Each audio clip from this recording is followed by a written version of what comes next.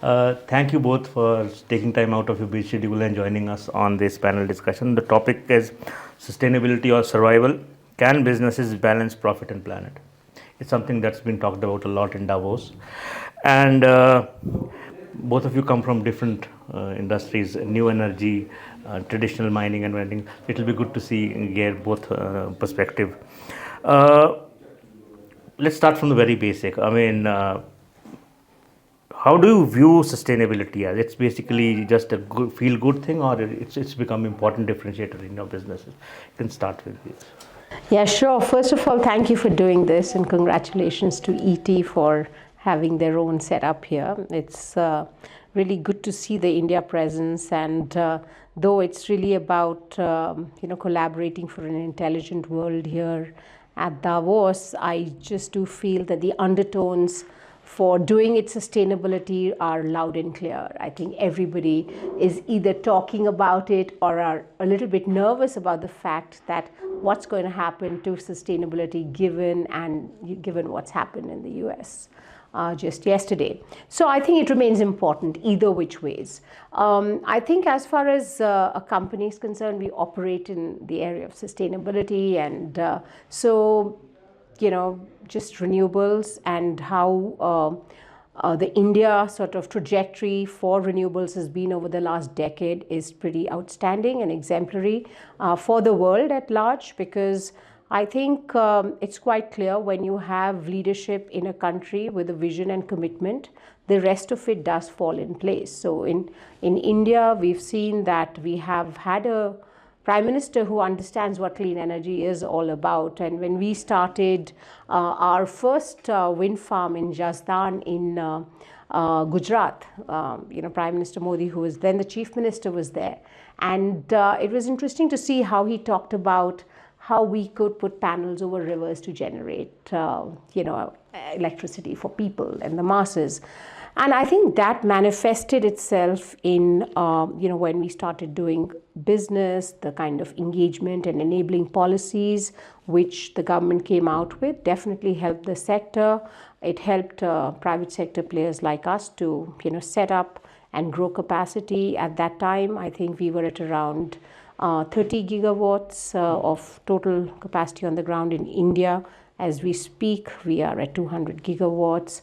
I think from an average of 15 odd gigawatts year on year, we are looking at 50 gigawatts year on year.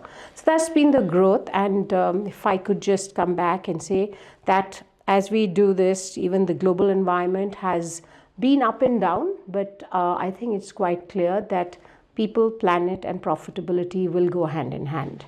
And of course, you can add all of this will be intelligently done. So. Yeah. That was the business of sustainability. You approach sustainability through a very different way. For you, it's all about community reach, outreach, giving back to the society. So actually, I'd like to talk about what she's doing and her world of renewable is actually largely dependent on what we do. For the energy transition to successfully happen, we need $1.7 trillion of mining investment. That's what the World Bank recently suggested, $1.7 trillion of mining investment. For us to have a successful energy transition, we need 3 billion tons of metal by 2040. And India is in that sweet spot. The world is talking about critical minerals today. Yes. The world is talking about the importance of critical minerals for the energy transition to happen. And, it's India as a country is in the sweet spot because we haven't harnessed anything. Much of what we possibly can, or the possibilities that India have are massive. The whether you talk about America, you talk about the Middle East, you talk about the UK, their growth, their economy has been built on these natural resources, whereas India has only maybe explored less than 15% of what it potentially can. And the best part of what we can achieve today is that where we are in today's time, this can all be done in the most sustainable manner. And that's really where Vedanta is leading the way. Today, the S&P Global, which is the mining one of the most respected mining indexes of the world, has rated Hindustan Zinc the #1 most sustainable mining company in the world, and Vedanta #3. Wow. That's 2 Indian companies in the top 5 most sustainable mining companies in the world. And we set off on a journey a few years ago where we created 9 ambitious aims for ourselves. Of course, one of the aims is that we'll be net zero carbon before 2050. However, 3 of our biggest businesses will be there in the next 5 to 7 years. Again, Hindustan Zinc and Zinc International are looking at large amounts of renewable energy. We're spending 50,000 crores on renewable energy to completely eradicate and work towards removing thermal power from our industry. And this is something that it's going to take time, but it's going to happen across Vedanta. We're focusing more and more on critical minerals. The government is focusing on the critical mineral mission. They've, for the first time, taken out a list of critical minerals. They're auctioning blocks of critical minerals, of which 6 solid blocks, Vedanta are the preferred bidders for those blocks. And we want Vedanta 2.0 is a company that's going to be committed to transition metals, energy, and technology. And this is really the way forward. And beyond just carbon, we're talking about sustainability in many ways. 5 of our biggest companies are net water positive. The world of mining is looking at how Vedanta is doing this in the way it is. And it's amazing, and we are so proud that being in India, we can do these things in the way that we are. We impact 20 million lives through our CSR initiatives every year. 20 million lives.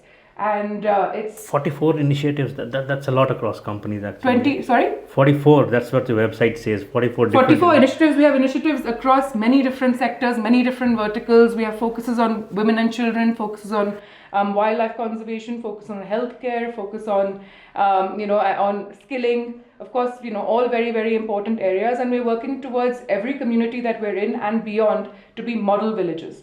Model villages where they have access to good healthcare, access to good education, access to good nutrition, access to everything that one's basic needs require, and this is what we really want to do and elevate. So sustainability has kind of become core to the business now. It's not just another function, or it's not about this ethical obligations or regulatory and education. The view seems to have changed very quickly and very to the other end of the spectrum in terms of just doing something for government to making something which is very core to the business and part of the DNA of the company. How do you view this as? Yeah, no, absolutely. I totally agree. And I think different strokes for different folks. I mean, there are still some who perhaps look at sustainability as tokenism or as a brand sort of an initiative. But I think from the time, the investors started demanding, sustainable business practices, we've seen that, as Priya, you mentioned, that scores and various ratings and disclosures have become an important part of what boards are asking companies to do as well.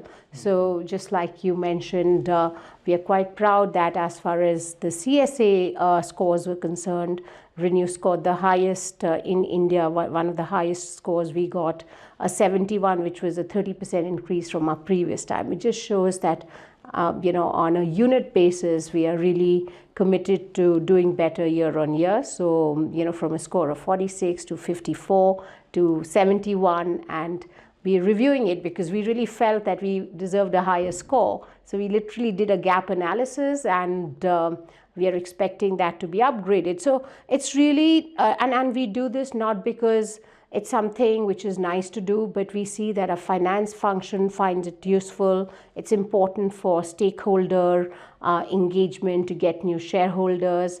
Honestly, it's an ask. It's not a nice to do for sure, at least as far as we're concerned. But there is an inherent, if you say, tension in terms of profitability and sustainability. How do you balance both the things? Because ultimately, sustainability also has a cost. I mean, I can take a cut, and Priya, I don't know, I'm sure you agree that, there is a cost, but I'd call it an investment. It's an investment in the future, and there is definitely a long-term benefit, even if it seems like a cost in right now. So let's look at even green hydrogen. We started, and I know the jury is out on green hydrogen, and obviously we had the the policy, etc. But things are going slow. Not everything is going to skyrocket. But we started looking at a lot of sort of green procurement, etc., about 4 or 5 years ago. And it does take time to prepare an organization. And, it's not about doing these things. It's just that by regulations, by investors, there is a serious ask for us to use green steel, green material, green cement, and it's not going to be a choice. So you might as well start early when it seems like it's a cost, but then as you go along, you stand out compared to the others. So I think it's definitely a part of it's all intertwined in a way which benefits the business case.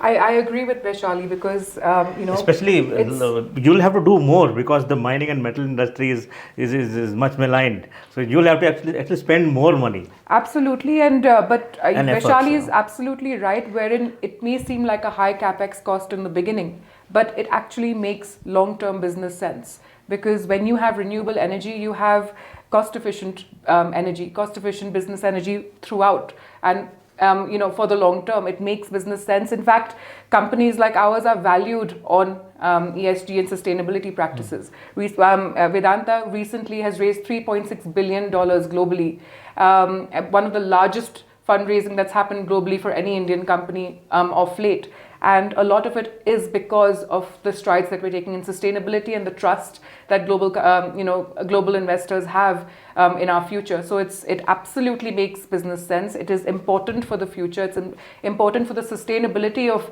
our future, not only for the planet that we're living in, but for the people that are working with us and for the company's progress. It all goes hand in hand. And if I could add, it's also regulatory requirement in India. If you see BRSR, it's all going to be revised to, whether it's the supply chain, from all parameters and metrics.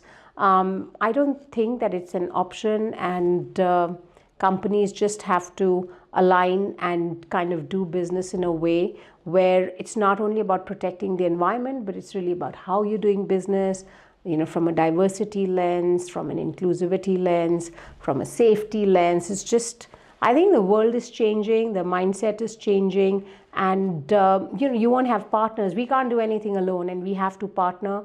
And I think partners are asking for a lot of these best practices in companies, especially when you're operating in India. There are biases. This is an Indian conversation. I can say there are biases. So if you stand out with these practices, you do become a partner of choice. So it does definitely make business sense. How many investors did actually ask about the green initiatives while you were raising money? I mean, everyone asks about. Now it's part of the regular conversation. It's a part of the regular conversation. Everybody wants to know about the sustainable practices. Not just practices. the green funds. Not just the green funds. Regular global investors, every single person at least wants to know where you are with your sustainability practices. It's absolutely embedded in everybody's DNA. So I want to just only the foreign banks or the Indian banks also? So majority foreign banks, but Indian banks are also getting there. There are many who are very keen to know, about the practices, but globally it's very, very prominent at this point of time. Yeah, so it's interesting you say that. My experience has been a little different. So while investors, if I'm on a call with an investor, the whole conversation is about your bottom line and financial and so on, financials, etc., and so on and so forth. There is no pointed question on ESG and sustainability. However, if you are not, because they're all sort of prepared, right, when they come for these calls, but if you're not doing a few things, if you're not disclosing certain things, those questions then come up. So the better you do, it's almost like it's expected that you're doing all of this. But I think that the key difference also is in the in the sector that you're in as compared to the sector that we're in. Being in the sector that we're in, it just becomes a much more important Yeah. question that's asked. Yeah. Yes. So, given how both companies are listed, there is always basically the short-term pressure, which you in terms of in terms of profitability, which you have to deal with. Then there are long-term sustainability issues. How are you balancing the both? I mean, how easy it is to convince stakeholders like employees, investors, and other people about this balance? So, frankly, this is something that requires complete change management, and it has to happen from the top downwards. You know, when the leadership is convinced that this is the way forward, no matter what we have made a decision and this is the direction that we're going. We have to make sure that. So when when ESG really was coined, it was sustainability before, and ESG really was coined. We made it a point to ensure that every week there was a seminar held for our entire employee base, 100 and plus business partners, 100,000 people, to explain to them what ESG meant and why it was important. We had to get the alignment from each and every individual on ground. Only once that alignment comes can you actually see physical change. It's not only 2 or 3 people who are going to make this happen. It's about every single individual who have to be committed to build and focus on that difference. Hindustan Zinc, for example, is working towards a plan to even eliminate its scope 3 emissions. That's why we have actually we're the only Indian company that is part of the SBTI index, because we are working towards scope 3 elimination. And for that to happen, we need 100% of the employees buy-in. It's about their day-to-day life and how they deal with their carbon footprint day-to-day within the workplace. I just want to raise my hand and say that ReNew has also been validated by SBTI for Scope 1, Scope 2, Scope 3. I meant mining companies. Mining. Completely different ends of the spectrum. SBTI, we were the one of the first. But you know what? At ReNew also we have a global board. We have an ESG committee, and you're right, Priya, that from the top down messaging is really important. Another thing which I found really useful is to have ESG as a metric of performance in the BSC of from the CEO all the way to the last person on the site. So we have a complete top down BSC which cascades just like safety. We also have sustainability, and our scores are linked to the performance of our Apex committee management team. So that way there is an ownership of what we are doing, we have a global board and they're from all over the United States, UK, and so they're all very committed, and it's a very, I've just seen that the amount of sort of excitement a good score gets, the board excited, is nothing compared to the rest of the organization. So it really, if it comes from the top, the finances come, flow and support, and the entire organization also lines up. But then you're right, all these activities of communication and capacity building within the organization through seminars and various other activities and programs is important, and not only for the organizations but for the supply chain. I think all of us are spending and investing a lot in MSMEs so that we can work with them in a way where our scope, we have 93% of our emissions coming from scope 3. So that is the critical area. BSRS. I mean, most of the companies, top companies, are going to struggle when it comes to basically dealing with those kind of compliances. How are your companies doing? We're listed on NASDAQ, and so we done an analysis, just a what-if analysis.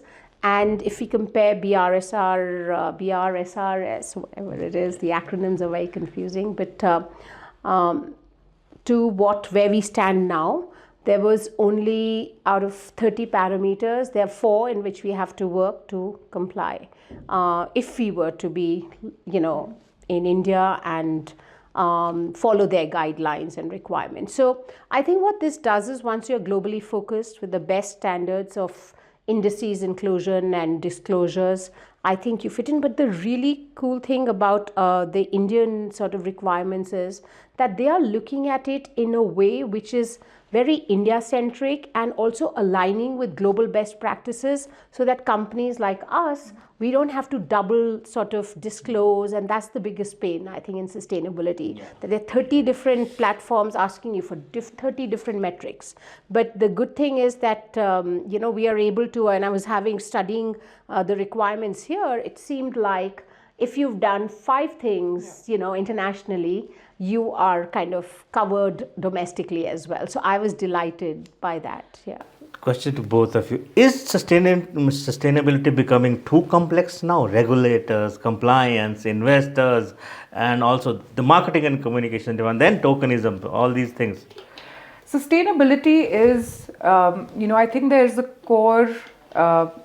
core outcome that every company looks to achieve when it comes to sustainability.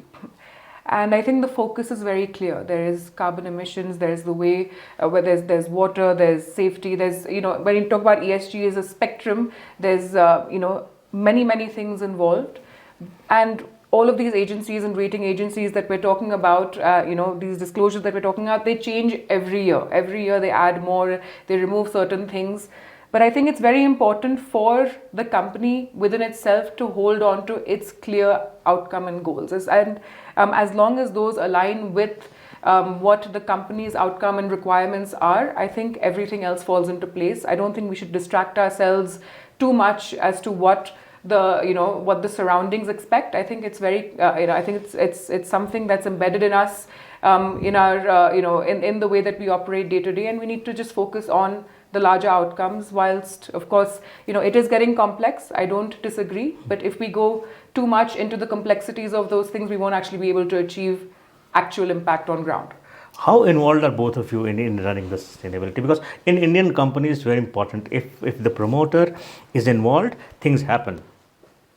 Otherwise, it becomes a tick mark.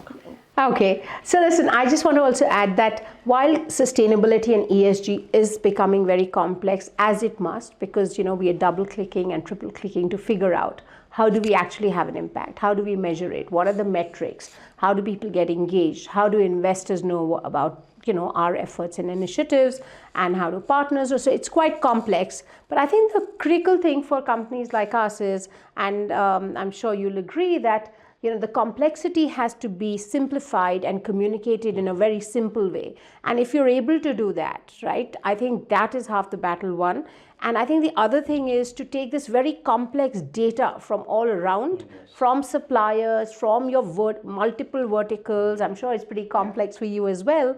And then to be able to have like a dashboard which is aligned with global sort of multiple requirements. If you're able to do that, and it's quite straightforward, you have various providers who are coming up with these, but you need to do it for yourself. And how do you customize it for your organization? And so I will say that as far as I'm concerned, I really enjoy this area. But with this whole sustainability ecosystem which is built within the company, right, the cost of sustainability would have gone up. It helps the larger business goals. So it, so you're treating it as an investment rather. You have to treat it as a larger investment because the outcome is much bigger than the investment that's going in today. We are saying investment and you're saying cost. Yeah. So there is we sort of believe that it is really, and it is, if you look my at view, your money. It's no. So just to answer your previous question, I really do believe that it is an important part. I do think that there was a time where sustainability was housed in HR, it was housed in various other extension of a finance function, but now you have like leaders who are leading it. There is a board, there is a CEO who's being assessed based on how he or she is doing, based on their sustainability delivery. I was in a meeting where I'm not sure if I missed you were there, but most of the people there were, kind of literally kind of co-CEOs in their organization, and they were talking about sustainability. So my thing is, since both of you sit on boards, is it still the last thing to be discussed in any board meeting? It's the first thing to be discussed. Mm-hmm. The board meetings start with safety, and number one is safety. Number two is your ESG way forward. Then everything else begins. It's absolutely the only way forward. For you, Vaishali? Yeah, no, it's just, I endorse what Priya is saying. It is a very important agenda item, and people mean business when they talk about sustainability. And yeah, it's here to stay. And I think the world around us has changed. I think that time, I mean, of course, there is this thing about greenwashing and so on and so forth, and that will be there. A part of it will be there. But a large part of it is really about, good business. I mean, we're living in a world where impact is as important as profitability is. So all of this, kind of align quite well.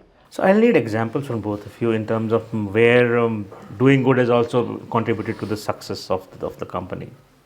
So, I mean, I think I just gave quite a few examples with regards to the kind of fundraising that's happened, with regards to the kind of cost that we have decreased. Hindustan Zinc, our zinc, our silver is 100% refined with solar energy. So our silver is 100% green, and the cost for that is also has reduced by 20%. So our cost efficiencies are really positively impacted with the renewable energy and the energy that we're currently moving towards. So it's definitely a very, very big positive part of our business journey. My last question to both of you. Do you actively measure your social and environmental impact and the scores? Yeah, I mean, everything, all our disclosures, CSA, CDP, Sustainalytics, Refinitiv, all of this there's a dashboard where all of these various long sort of rows where you're looking at governance, safety, social, environment. It's pretty technical. Yeah, and you really do have to, and it's really not about, and it's about accuracy, it's about the trends, it's about the progress you're making year to year, it's about your short-term goals, it's about your long-term goals, how are we doing, and then it's about how you're amplifying it in the organization through initiatives, how are you partnering. For example, we are partnering with the forum, the World Economic Forum.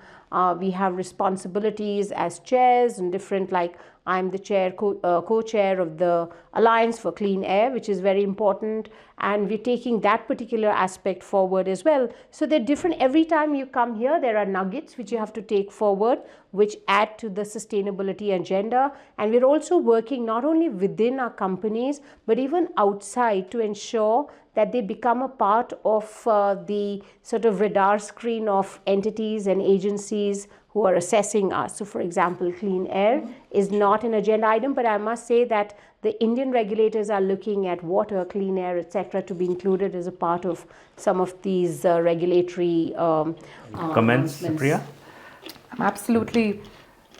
Unless you measure and see the outcome in numbers, you can't really know what impact you're making with regards to sustainability. So we do have a dashboard. We do have a very, very strong team that we developed with McKinsey within the organization to ensure that whatever we are talking about and whatever we're speaking with and whatever targets that we've set for our employees, we are achieving, and it is looked at day to day, whether it's CLSA, whether it's S&P, whether it's all of the agencies and rating disclosures, etc., that she's talking about. I think I think these have become the norms of every company. I don't think. Yeah. So one line answer. Yeah. What's the key takeaway from Davos?